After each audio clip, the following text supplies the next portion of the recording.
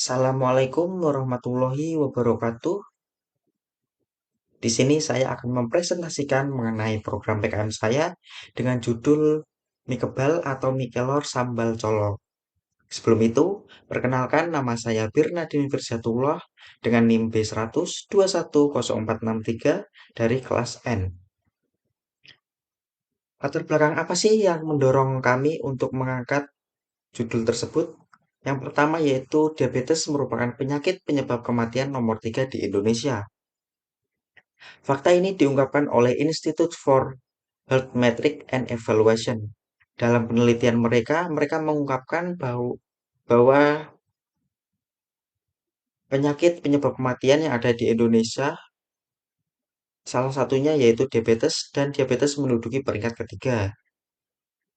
Yang kedua yaitu mie merupakan makanan yang populer dan menjadi idola banyak masyarakat dan sering dikonsumsi. Yang ketiga yaitu mie keajaiban khasiat dari The Miracle Tree atau pohon kelor. Pohon kelor ternyata menyimpan banyak sekali nutrisi di dalamnya dan nutrisi tersebut sangatlah baik dan berkhasiat bagi tubuh kita. Saking banyaknya manfaat dalam daun kelor, bahkan daun kelor mendapat julukan Miracle Tree. Yang keempat yaitu ambisi kami untuk menghadirkan produk yang unik, variatif, namun juga solutif. Hal ini selaras dengan tujuan adanya program PKM ini, di mana dalam program ini kami selaku mahasiswa didorong dan dimotivasi untuk menghadirkan produk yang inovatif dan juga kreatif. Lalu apa sih manfaat dari daun kelor dan nutrisi-nutrisi apa saja sih yang terkandung di dalamnya? Nutrisi yang terkandung dalam kelor beberapa diantaranya yaitu ada fosfor, seng, saponin, quercetin, asam klorogenik, antioksidan, polifenol, dan juga flavonoid. Dari nutrisi-nutrisi tersebut dapat berkhasiat bagi tubuh, yaitu yang pertama dapat bermanfaat sebagai mengatasi diabetes, menurunkan kolesterol, menurunkan tekanan darah, dan juga meningkatkan imunitas tubuh. Selain manfaat dari kelor, di sini bahan pendampingnya yaitu sambal color di sini juga mengandung bahan-bahan yang sangat baik bagi tubuh yaitu tomat hijau, cabai rawit, dan juga lemon cuy.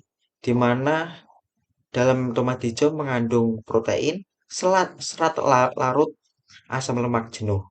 Di mana nutrisi tersebut bermanfaat untuk mengontrol kadar kolesterol dalam tubuh.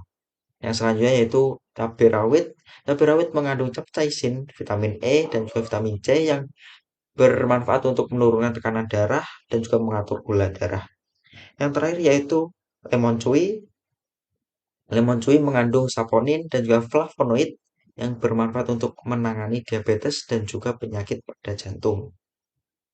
Lalu bagaimana sih metode, langkah, cara ataupun proses dalam pembuatan mie kebal ini?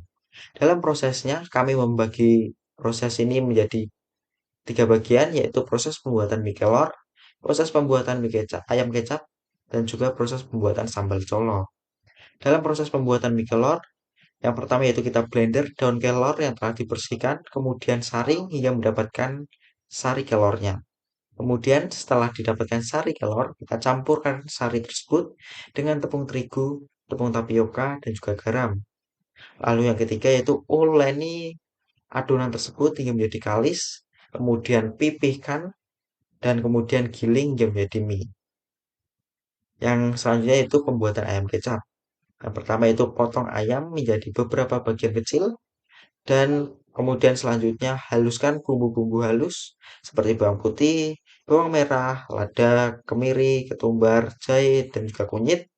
Lalu tumis dan beri daun jeruk dan juga serai. Jika dirasa sudah harum, kita masukkan potongan ayam, air, dan juga tidak lupa potongan daun bawang, kecap, garam, kaldu bubuk, kemudian aduk dan tunggu hingga matang. Dan juga yang terakhir, pembuatan sambal colo. Di sini yang pertama itu iris cabai, tomat, dan juga bawang merah. Lalu campur irisan tersebut dengan air, garam, dan juga gula. Lalu sebagai pelengkap kita tambahkan lemon cuy di dalamnya kemudian diaduk rata. Nah, ini merupakan hasil produk produk yang dihasilkan oleh program ini, yaitu dari yang paling atas ini merupakan ayam kecap, yang ada di tengah ini merupakan mie kelor yang berwarna hijau, dan kemudian yang di bawah ini adalah produk sambal colo. Lalu bagaimana sih market prospek dari bisnis ini? Yang pertama di sini era modern ini banyak sekali masyarakat saat ini didorong atau menjadi lebih konsumtif atau dalam bahasanya itu konsumtivisme, di mana masyarakat saat ini lebih memilih untuk membeli daripada membuat atau memproduksi sendiri. Dan ini merupakan peluang bagi bisnis kami. Kemudian selanjutnya adalah begitu populernya mie di Indonesia, bahkan dalam satu bulan masyarakat Indonesia menghabiskan miliaran bungkus mie.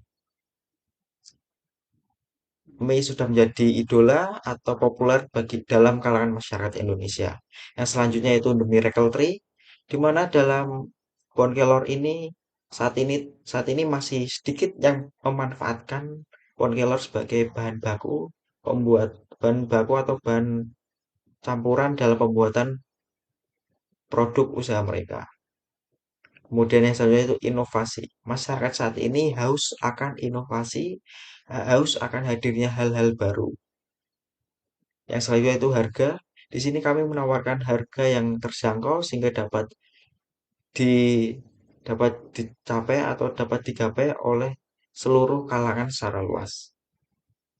Yang selanjutnya yaitu marketing. Di sini kami memadu-madankan atau menggabungkan, mengintegrasikan pemasaran offline dan juga online.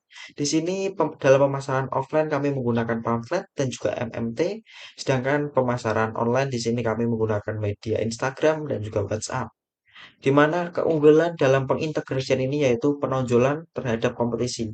Sudah tentu bagi usaha yang semakin lengkap menggunakan media sebagai tempat promosi mereka sudah tentu akan mendapatkan keunggulan daripada bisnis yang lain. Kemudian sinkronisasi pemasaran bisnis. Sinkronisasi ini akan bermanfaat atau berdampak baik pada pelanggan di mana pelanggan akan lebih mudah untuk mengakses informasi mengenai produk kami. Yang selanjutnya itu fleksibilitas pemasaran, di mana dengan pengintegrasian ini maka akan semakin fleksibel terkait pemasaran produk kami. Yang selanjutnya siapa saja sih yang menjadi target dalam bisnis kami? Bisnis kami mencakup atau menargetkan seluruh masyarakat luas karena bisnis kami, produk yang dihasilkan merupakan produk yang familiar karena ini merupakan berupa mie, namun tetap dengan inovasinya. Dan juga selain itu, di sini karena lokasi usaha yang berada di dekat tiga zona, yaitu zona industri, zona perkantoran, dan juga zona pendidikan. Di sini kami juga menargetkan para pekerja, para karyawan, dan juga para mahasiswa menjadi pelanggan atau pembeli di usaha kami. Yang selanjutnya yaitu analisis keuangan. Yang pertama yaitu HPP. HPP dalam produk kami yaitu sebesar Rp2.270. Lalu BEP. Titik impas yang harus kami capai agar mencapai BEP yaitu penjualan sebesar 374 unit atau jika dalam rupiah yaitu sebesar 3.376.680 rupiah. Selain itu keuntungan dari bisnis kami ini dalam per bulan di sini bisnis kami dapat meraih keuntungan sebanyak 2.908.600 rupiah atau dalam satu tahun sebesar 34.903.200 rupiah dan payback usaha kami yaitu selama 0,356 tahun.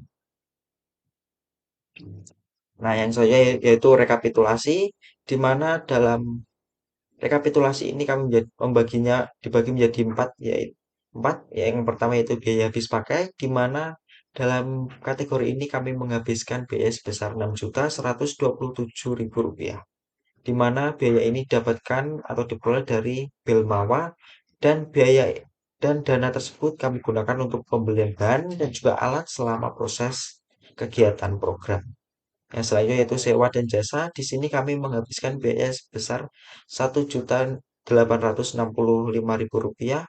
Dana ini juga dapat diperoleh dari Bilmawa dan digunakan sebagai penyewaan kendaraan dan juga booth. Yang selanjutnya itu transportasi lokal. Dalam transportasi ini kami gunakan sebagai mobilitas kami, aksesibilitas kami dalam melancarkan atau menjalankan program. Yang dibutuhkan yaitu 2.890.000 rupiah. Dana ini juga diperoleh dari Bilmawa. Lalu biaya lain-lain yaitu mencakup perlengkapan, administrasi, dan juga promosi sebesar 1.575.000 rupiah, dan dana ini diperoleh dari kolaborasi Bilmawa dan juga perguruan tinggi. Dan ini merupakan jadwal atau rencana waktu kegiatan kami. Di sini kami membaginya menjadi empat tahap, yaitu tahap persiapan, komersialisasi, produksi, dan penyelesaian. Tahap persiapan berada di bulan pertama, tahap komersialisasi di bulan kedua, tahap produksi di bulan ketiga dan keempat, dan juga tahap penyelesaian di bulan kelima. Dalam penyusunan naskah program ini, kami menggunakan pondasi atau dasar dengan data valid yang terdiri dari 7 sumber jurnal, 4 media massa, dan juga 2 sumber buku. Sekian presentasi saya. Apabila ada kesalahan saya dalam menyampaikan informasi atau kekeliruan saya dalam menyampaikan data, saya mohon maaf yang sebesar-besarnya. Wassalamualaikum warahmatullahi wabarakatuh.